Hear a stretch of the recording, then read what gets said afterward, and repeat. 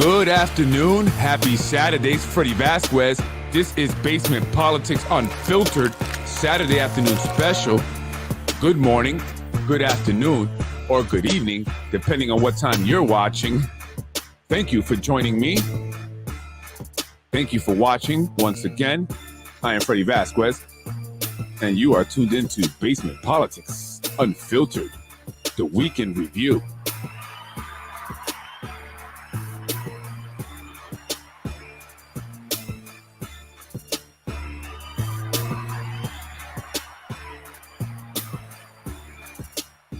Good afternoon. Happy Saturday, folks. I hope you're having a good day. I know it's been on and off raining, and then the sun's been out. I think it started to rain again, but the sun's back out. But still a great day. Weather's still pretty warm. Early this morning, I went to an event at the Yonkers Public Library there by the train station, an event that was put on by the Westchester Latinos Unidos. It was a reading program, and there were families there with kids. I brought my two children along, and we did some painting. We did an avocado, pretty cool. And I spoke to some of the individuals that put the organization, or the event, I should say, together. And also, I saw Council Member Corazon Pineda of the 2nd District. She was there as well. So shout out to them for putting that together. And it was really nice. Really nice.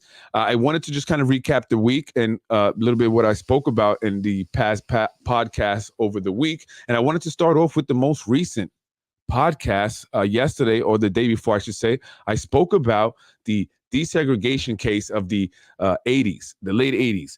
And I was sent a clipping, a newspaper clipping, as well as an article that had the current Yonkers Inspector General's mom on there talking about how she wanted to keep Yonkers the way it was. She was one of the individuals that spearheaded the coalition, which was named Save Yonkers, or the Yonkers Save Yonkers Federation, where they wanted to prevent the integration of the housing and schools. They thought that it was perfectly fine the way it was, and that introducing low-income housing or affordable housing, particularly to the southeast side, would introduce drugs and crime and just deteriorate the quality of life. She was very vocal about it, and that was something that I found to be very interesting, because then it got me to thinking, is the city still being influenced by individuals who have that same ideology? And if you look around, and one thing I've been noticing with the developments of the low income housing or affordable housing buildings, they are all pretty much being kept to the same areas, the areas that are considered the low income or impoverished parts of town, south and southwest side. And they did not increase the housing ordinance, although the council members made it seem like it would happen. So there was no change in that, which kept the housing to 10%. So that means that the new market rate the new market rate luxury apartments that went up on the pier were not going to allow more affordable housing units in them. Instead, they said that they would be building more, which they have been, and some have been rehabbed. And if you look at Cottage Gardens, they completely knocked it down to build new buildings, but it's still in the same area. And it seems like it's still some form of segregation going on here in Yonkers, specifically with the housing. So I thought about that, and I said, I wonder if that is influence of individuals who still have this same ideology of separate but not equal. Or maybe now they're doing separate and equal just to kind of appease people, right? But it's still being kept to predominantly the Black and Hispanic section of towns. That's where all the affordable and low-income housing are being built. If you look at it, up on Ashburton and along Warburton, they're doing some, and some have been built on top of Nodine Hill as well. Right. So again, their segregation is still influenced the current city of Yonkers, are currently influencing the city of Yonkers, the current developments. Right. If you talk about the new locations of the locations of the recently developed low income housing, they're not really putting any over there at the Ludlow Park development that they're doing. Right. They recently just talked about 66 and 70 Pierce Street, which was being sold to the YIDA for $375,000. And that will eventually be built to do a 36 unit apartment building, but it will not have any affordable housing units, maybe one, because it's a low numbers, only 36 units. So it won't even have a complete 10%. So, I mean, that's a nice part of Yonkers. Why can't we have low income or affordable housing there? Is it because you believe that those that cannot afford to pay market rate will not be decent people? I also spoke about MHACY, Municipal Housing Authority of the City of Yonkers. Something very interesting that I found out yesterday. I went to look for the address for the main office of the MHACY, and it was, I don't know, I couldn't find it. It was an empty lot. It took me to an empty lot on Central Avenue. But then I was told it was these apartments that were next to this empty lot, and it's in some basement of this apartment. So I thought that was very strange how they would have an office set up like that. I mean, that's no real big main office. And I started to look into whether or not MHACY is private or is it a government agency, right? And I was told that it's a quasi-governmental agency, right? So it's like private but public also at the same time. But is it really benefiting the city of Yonkers, and is it really a public agency? From what I'm hearing, and people are telling me that many of these housing agencies are going private. Private investors and developers are now getting into housing, buying up these housing developments and making the money off it, right?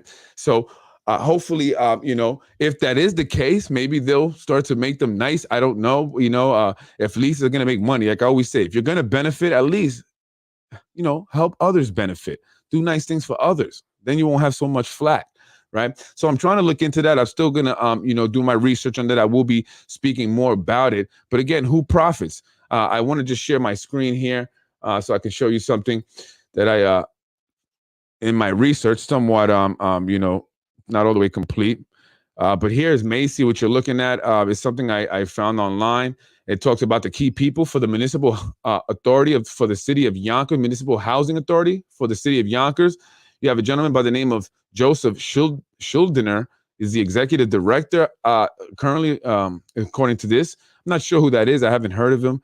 Patricia Duffy, director of finance, Marianne Carriello. And maybe this could be not current, because it is really difficult to find current information on a lot of this stuff here when I'm doing my research. They have a gentleman by the name of Peter Smith, who was labeled and listed as the principal. Here he's listed as the executive director. Now, the address that I tried to locate was right here, 1511, right? Central Park Avenue. My GPS took me to an empty lot where the old Boulder Creek restaurant was. The Round Ground, I believe it was. Used to be there. I once went to go see Santa Claus there. So that's the address I have. But I also found something interesting when I looked up Joseph Schuldner and that address as well. He's also connected to Croton Place, Inc., Ashburton Senior Housing, Housing Insurance Services, Inc., Housing Enterprises Insurance Company, which is inactive. Then it lists a whole bunch of these other people that he's connected to. I just thought that was interesting. I'm like, what are all these other businesses or companies? And then from that address, you can see here, I'll start at page 1. There's a bunch of companies listed to that address. You have, see here, Monsignor, Troy Tenant Council, Walsh Road, Ashburton Senior Housing, Caron Court Homes, Hamilton Elderly Housing, Caron Court Council. All this is listed to that 1511 address. I'm not sure what all this is about, so I'm just sharing. Maybe someone out there can say, hey, Freddie, this is what this is about, and kind of explain it to me, because of the complaints I've been getting about MHACY recently and people having trouble getting their vouchers or having their vouchers terminated. So I started to look into it, and I'm just seeing some interesting things. But apparently all these different entities are listed at that address. These are from Monsignor Troy Tenant Council, is a nonprofit. I'm not sure what that does. Maybe someone again could help me. So I want to also go into the YIDA, talk about that a little bit, because the YIDA plays an important role in the developments that are going up here in the city of Yonkers. A very big, important role. Now, the YIDA did also help out with the Lionsgate development. They did provide financial assistance. Again, I want to show you and share my page here. They did provide financial assistance to Lionsgate. Now, just to be very clear, and I don't know if you can see that there, this is a preliminary agenda for March 30th, 2020. So it's an old one, but I want to go over it. They have the roll call, the minutes, but I'm going to skip down to number 5, resolutions for consideration. Resolution authorizing financial assistance to Great Point Opportunity Fund. So again, I just want to be very clear. There's 3 different entities that are involved in this whole Lionsgate thing. You have Lionsgate itself, which is the movie studio. They're kind of the, just the guys that are there. They not really all the way involved. They're just looking to do business as usual. But then you have Greenpoint, the developers who actually built the studio, and they are developers who build studios, movie studios throughout the country. And then you have the owners of the lot, actual owner who's owned it for many, many years now. His name is Joe Cotter, and he also is the guy that developed the iPark building and all that stuff that you have down there. And he's owned a lot of that land there since probably the late 90s. So they're looking for financial assistance. I'm sure they were granted that financial assistance, but why does Greenpoint, who develops studios, need financial assistance, right? Just want to show you that here, Yonkers YIDA, beautiful shot there of the city. And then here, very interesting, because I'm going to get into 1077 Warburton, right? I do want to talk about that a little bit. So who benefits, right? Who benefits with this Lionsgate development? We're hearing that they're going to, bring in a lot of money to the city, but are we going to see that money? And who's really going to benefit? Is it going to be the people that have been in Yonkers all their lives, those that are born here and raised here, that have been here for 20 years, 10, 20 years, 30 years? Or are we going to see a whole new shift in the population, brand new people coming in? Because that's what it seems like is happening. It's more than just gentrification. It's like a whole reassignment of people, of the demographic of population. But they're saying it's supposed to benefit the city in the form of money being brought in and jobs. They have job listings, which I've looked up myself, but I don't think that many of us in the city of Yonkers will qualify. One, you have to be fully vaccinated for every single job. So if you're someone who's not willing to get vaccinated, doesn't believe in that stuff, which, by the way, COVID, where did it go? Anybody see COVID? COVID disappeared. No more COVID talk, right? But you have to be fully vaccinated to get a job at Lionsgate. And then you have to have so many years of experience for a lot of these positions, which many people here in the city of Yonkers just don't have because they've never been in the movie studio business or movie business, right? So they want 3 to 5 years, and you also have to be in the union. So that's the some of the prerequisites in order for you to be able to get a job. So from what I saw, the only job that possibly a majority of the people in Yonkers, including myself, can get there is probably security. Okay, security officer. But I know there are people that are excited and they're thinking that they're going to be, in the movie. They're going to be actors and stuff like that. Maybe even movie extras. I don't know about that, but possibly. But the biggest thing that is actually exciting me about this whole Lionsgate thing is rumors of a program that Lionsgate will be creating along with the Yonkers and the city of Yonkers public schools. It will be a film studio, film arts program. And I believe that they're looking to even purchase property owned by Leak and Watts currently. The property, I believe, and I'm not 100% sure, may be the property that's located on Valentine Avenue there, but I could be wrong. But I'm hearing that they want to do a program with the students from the Yonkers Public School and Lionsgate to do a film program, a film arts school, which is something that I have spoken to with some city officials, elected officials, very early on. I've even put posts about it. So I'm glad to see that it's possibly in the works. It's not officially been announced, but I'm just hearing about it. So I want to put it out there because I want to keep pushing it and make sure that it does happen, because I think that would be great. But we got to make sure that when it does happen, that all the students in the Yonkers Public Schools are given an equal opportunity to be involved in this program. So I look forward to that. And thank you to those who are looking to make this happen. I think that's a great idea. And I'm glad that you, saw my post. And I'm glad you listened to me when we talk. I'm just kidding. No, I don't care. I really just want to see it happen. I think that's going to be an amazing program. Right. So, that's what I'm hearing. But also, I want to show you some stuff here. I want to get into some of the real estate things that's going on, because, again, Lionsgate, was recently developed. They're supposed to be doing a lot for the city. They've gotten some financial assistance from the YIDA, along with tax breaks, property tax breaks, and that does impact us, guys. So if we don't see the return on that investment, then we're losing out. But I am glad to announce that a school is being built over there, I believe off McLean Avenue. They recently broke ground. So that's what's up. I like that. They need it. They definitely need it because of the population increasing. More students are going to be enrolled, if not they already enrolled, and it's going to make things crowded if they don't build more schools. And although they're building this school, that's just a start. I'm sure they need more.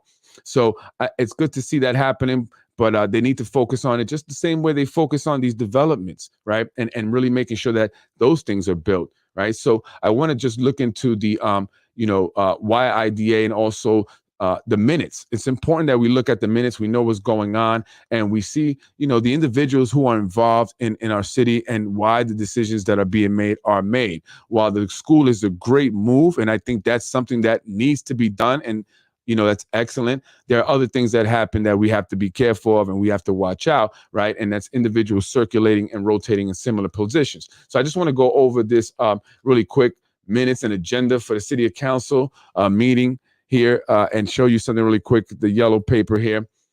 So this is from 2016, but I just want you to pay attention to this right here, the reappointment of Jean Tickle. Right. And she recently was appointed to the zoning board. And I want to just talk about that a little bit. And this is some stuff from the zoning board. Right. Jean Tickle is the granddaughter of an individual that owned 1077 Warburton Avenue. Now, 1077 Warburton Avenue is an interesting piece of property, is linked to a lot of individuals. I believe Mike Sabatino purchased an apartment there.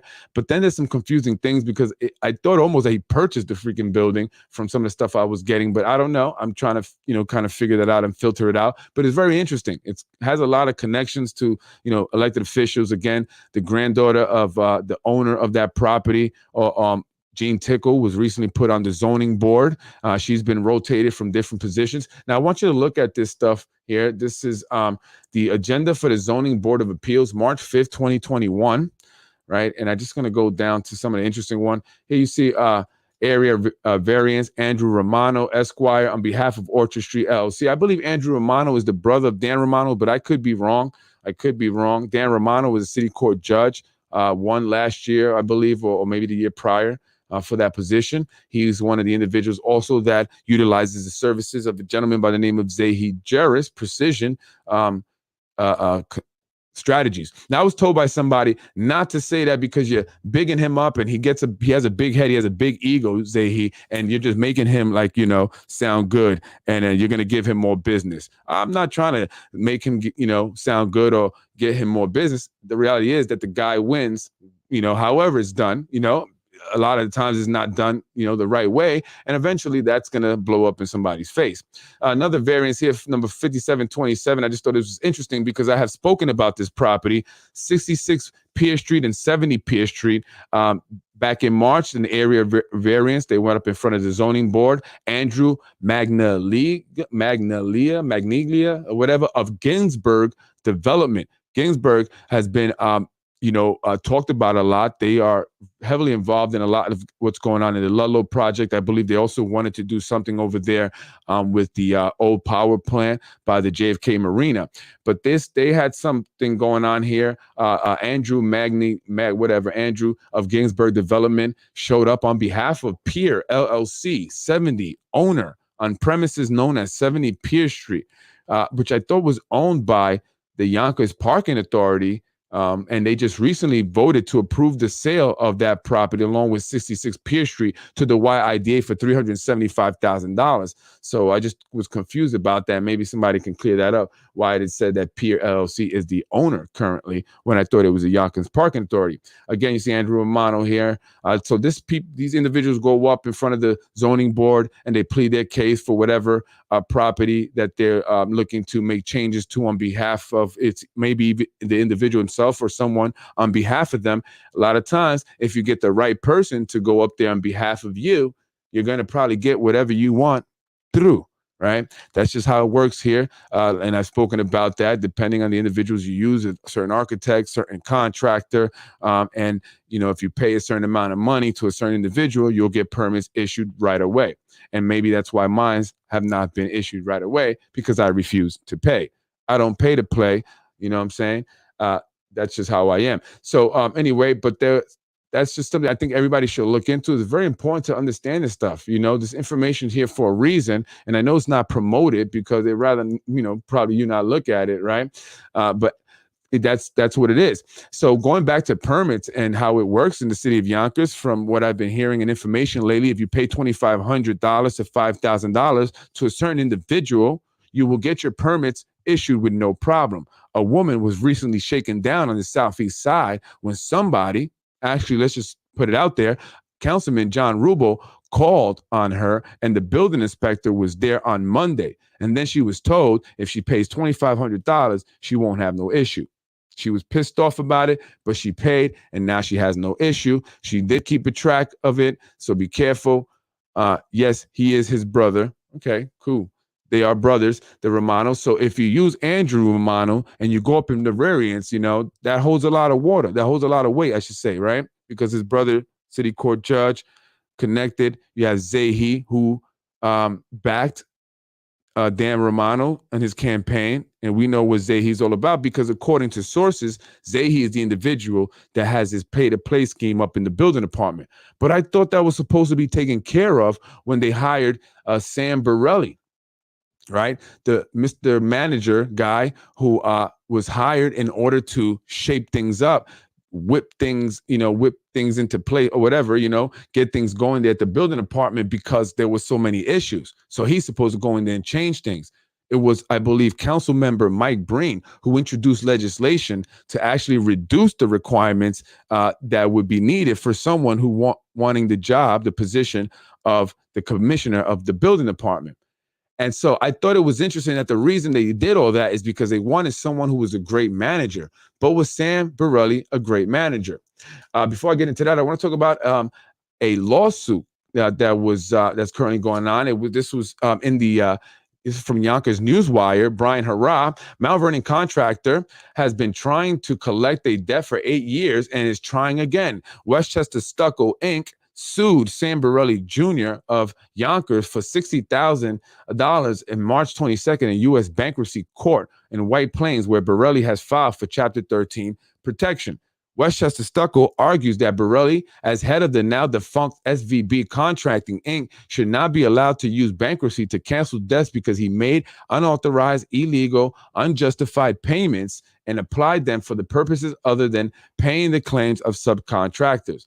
So I just want to go there. Borelli's bankruptcy attorney, Todd Kushner, did not respond to emails. The dispute dates back to 2014 when an affiliate of WestHab, a Yonkers nonprofit organization that develops housing for low-income families, hired SVB. So they hired Sam Borelli Jr.'s company, WestHab. So you got to see, again, connections here again, going back to WestHab, MHACY, right, YIDA, to renovate an apartment building on Elliott Avenue.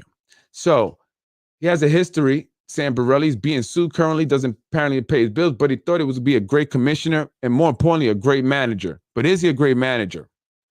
I don't know. According to this article, which is from 2013, 2 Yonkers DPW workers fired, 1 suspended after inspector report, right?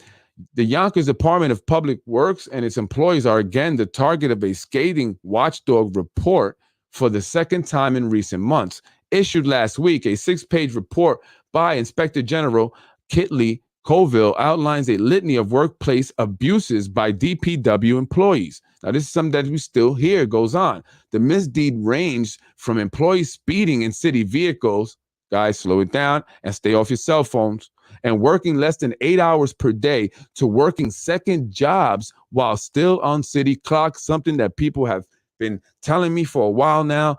So it must be true. And this is 2022. On Monday, spokeswoman for Mayor Mike Spano's office said 2 of the employees whose actions were outlined in the report have since been fired and a 3rd suspended. The length of the suspension was not immediately clear. The latest disciplinary action followed an unpaid week-long suspension of Deputy DPW Commissioner Sam Borelli late last month after a separate report by Colville found Borelli had approved expenses to work that was performed in part by his son's company. So there we go. So we have to See what's going on here in the city of Yonkers, why individuals are hired, right? The same individuals that rotate in the same positions all the time. And nothing is really getting done here, folks. So I'm going to be talking about it because I want my permits. You guys going to hold me up? Fine. You're giving me time to do a lot of research, and I'm digging. I'm going to continue to dig because what I've tried to do is provide daycares, which is much needed. You guys talk about it in your campaign, and the minute Freddie Vasquez comes in to do a daycare, pump the brakes, stop that guy. You stopping me, and well, you're not. You're trying to, but you're not going to stop me. And it's not just the daycare. It's not just when it comes to daycare, right? It seems like when people bring up my name with certain individuals, that kind of just bling, bling, bling, bling. People are like, wait, you know him? Freddie Vasquez? No, not Freddie Vasquez. Not that guy. That's right. That guy. And I'm down with all of my Latinos. We all Unidos, and I'm a part of that movement. And best believe that I will be there. You know what I'm talking about, okay? Because Yonkers is now 212,000, almost 213,000 people. Almost 90,000 are Hispanic Latinos, and we need better representation. We need more accurate representation that reflects the population.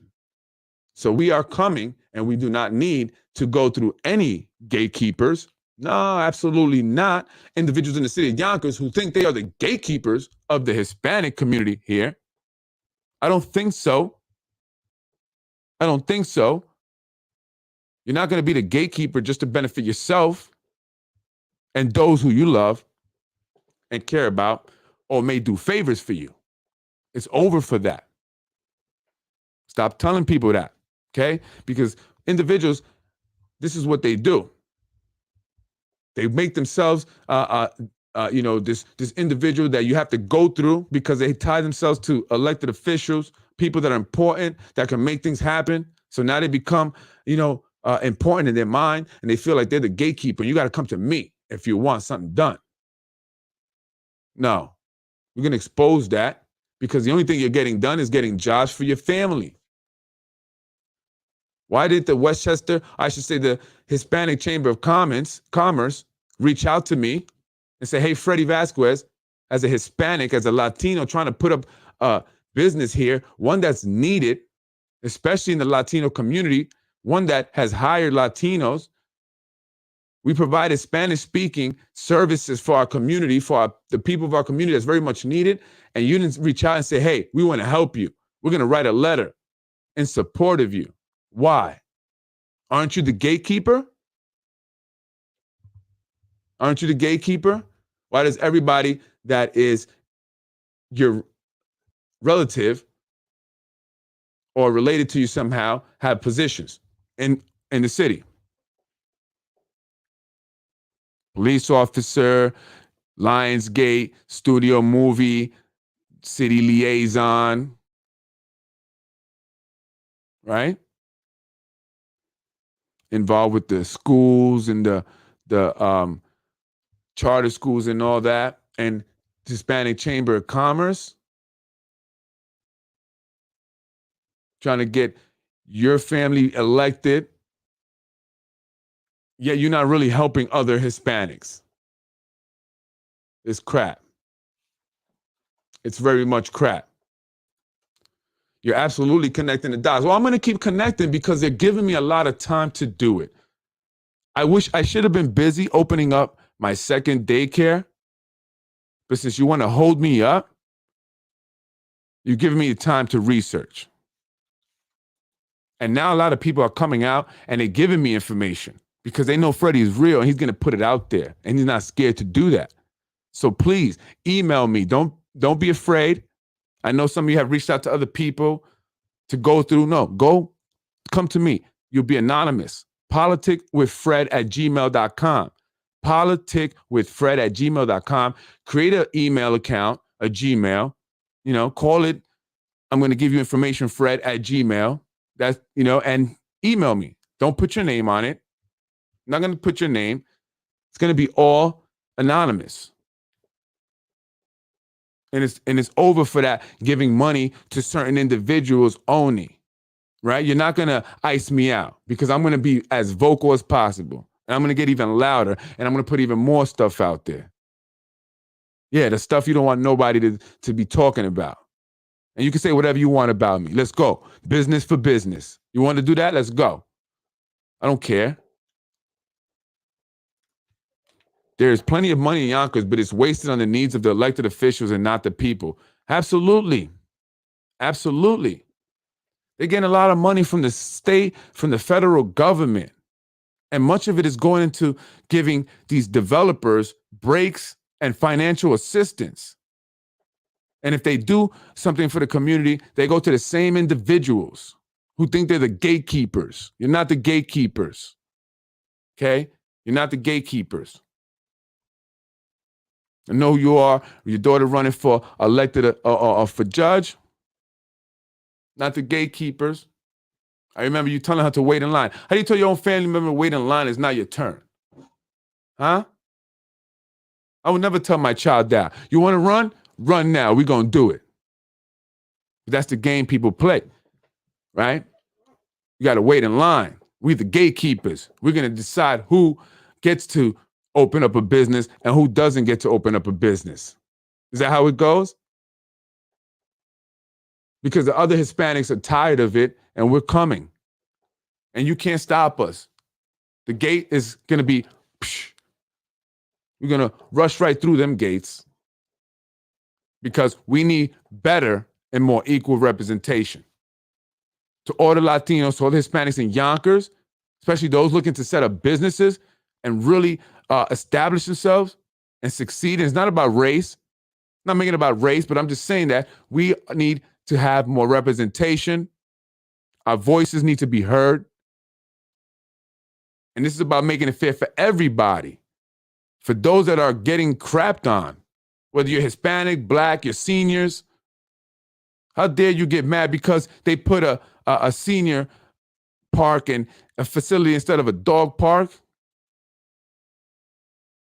Come on, stop the nonsense, yo. Give me a lot of time to do the research. Give me a lot of time to do the research. There are so many things that are unethical. Keep digging. The illegal stuff is there. Oh, I got the illegal stuff. I'm just trying not to my goal is not to get people arrested. They are arrogant and sloppy. Oh, absolutely. Not looking to get people arrested. I'm looking to have people leave me alone and make sure that I get my permits and make sure that I can do my businesses so I can service the community. Because I don't need to do that to make money. I don't. And I could have just walked away. But nah, that's not what I do. I'm not going to just walk away, especially when I see it done to so many people. It's time to change. It's time. You got single mothers getting their vouchers denied or terminated for no reason. Why? You got all these people in the city coming in here making all this money. Individual investors, they laying low. Hush, hush, hush, hush. Supposed to be helping the community, but they're nonprofits set up just to benefit from setting up a nonprofit structure and all the breaks that come along with that. And that's why it's all, intertwined with the same individual so they could keep it all hush hush. Doesn't make sense. It doesn't make sense. I mean, you got individuals that are the bosses of elected officials that are involved with real estate stuff going on here and involved with housing. You don't think that there's going to be any conflicts of interest, anything illegal going on or anything unethical going on? You got to be out of your mind. Look what they're doing to me. They're purposely keeping my permits from being issued for no reason. It's really no reason. I didn't do any construction or anything. Even when they came and surprise attacked me, the building department, like they like to do to people, the fire department, they came in there and they saw nothing. How does this happen? How do elected officials get to blatantly just do things like that to people? Like when they did to the business owner on McLean Avenue. How does the majority leader go up in there and make all those threats that they're going to shut them down and they're going to do this and that and then have people harass them, building department harass them, police harass them, giving them tickets, their customers tickets, all because her daughter had an issue with her boss who was the owner of the company, of the business. Had nothing to do with city stuff. And nobody's investigating that? Come on, how do you just operate like that? So if we want to put the illegal stuff out, yeah, we're going to start doing that because I need my damn permits and you've cost me a lot of money and I want my money back. And best believe that I can go and sue because I have it all documented. And I can subpoena individuals who will either perjure themselves in court or will have to tell the truth about what was done. That's a decision he'll have to make when the time comes. I heard John Spano met with current judge that wants Supreme Court at a local diner. They really need to keep out of those diners. Yeah, possibly. Was it the gatekeeper's daughter? Gatekeeper. Get out of here. Not the gatekeeper of the Hispanics. You're not. Okay? That's over. We don't have to go through you to get anything done. We understand what you're doing and how you're utilizing that position to benefit yourself. That's unethical. It is. And you're crapping on the Hispanic community because you are the divide and conquer. That's what you're doing. It's divide and conquer, keeping us Hispanics all apart. We're going to do a Hispanic Day community parade where all the Latinos, all the Hispanics, when we do our parade, we're going to have different floats, Mexico, DR, Puerto Rico, Guatemala. We all going to be one, and we're going to enjoy our separate cultures, which are almost similar, but a lot of differences as well. The food is going to be awesome, and that's what we're going to call it. We're not going to change the name. We're not going to divide and conquer. For too long, they try to keep us Hispanics divided off the fact that we're Dominican, we're Puerto Rican, we're Mexican, we're Cuban. It doesn't matter. We're Hispanic, and there's enough of us to take over and make the decisions in these elections. And we're going to do that, and you got to watch out for the snakes, for the sellouts. It's over for that. That's it. I'm Freddie Vasquez. This is Basement Politics, and we're fighting for what's fair, for a real equality. Equality for everybody, not just for some elite and the rest of us get nothing. Doesn't matter if you're black, white, Hispanic, whatever. Okay? If you're in the 99%, that's who I'm fighting for. Right? So it's time. It's over. You mess with the wrong guy. You mess with the wrong guy because I got nothing to lose. But do you? I'm Freddie Vasquez, Basement Politics. I will be on tomorrow. We're going to be talking about this housing stuff. What are these guys doing up in the YIDA, up in MHACY, zoning board? What are they doing up in there? We're going to talk about it. Let's discuss it. Let's discuss more about these gatekeepers. Stop going around telling people that. You're not the gatekeeper, okay? We flooding the gates. The floodgates are open. We're coming through, right? Let's go. Freddie Vasquez, Basement Politics. Thanks for joining me if you have. Thank you for the comments. Thank you for the support. This is for the people. This is why I do this, because it gets things done. Shout out to CSEA. Sucks that he didn't take that first offer, but at least they're making an offer now. And shout out to the individuals that are giving me information. Thank you. I appreciate it. Please don't forget, politicwithfred@gmail.com. Send me everything. Send it anonymously. Don't worry. I'm not going to tell who you are. I promise you that. I promise you. Just give me the information. Keep sending it to me. I appreciate it. All right, we're going to talk about everything. You want to try to mess with me, mess my business? No way. No way. That's it. It's over. Thank you, folks, for joining me. Keep supporting. I'm Freddie Vasquez. I appreciate the support as always. Things are going to change. To my Latinos, we just got to vote. We got to get there, out there, and get to voting. We have to be involved. Latinos, we have to be involved. There's a lot of us. 90,000. Okay, and they're trying to come now and pander to us. Now, any meetings we having now, Freddie Vasquez will be there. That's right. I'm a Latino, and I'm part of it. I don't care if you don't want me there. I will be there, but we're not meeting. Freddie Vasquez, Basement Politics, Unfiltered. Have a great Saturday. I'll see you tomorrow.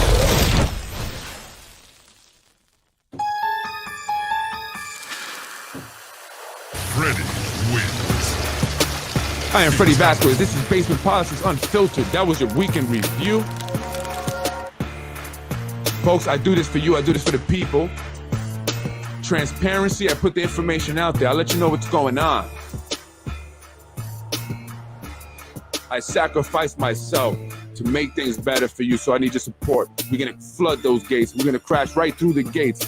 No gatekeepers. We all gonna have a chance to succeed, not just who you decide. It's not how it works anymore. We know how it works. We're gonna put it all out there. And if you want to keep with the ish, we're gonna keep bringing out that info. Oh yeah, that's that information you don't want. I know what it is. We're gonna bring it out. That's right. I'm tired of waiting. I want my $2. I want my $2.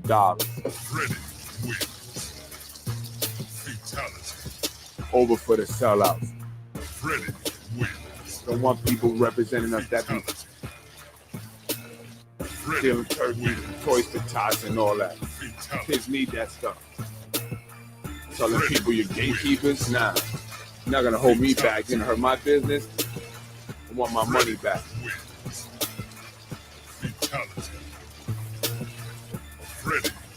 Getting kids jobs and in-laws jobs and all that BS positions. Over for that. We're putting it all out there. I was raised in housing. I don't think you were. I want...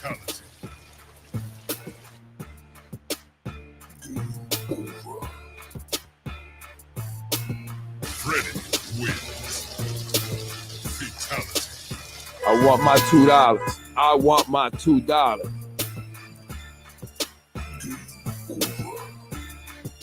No!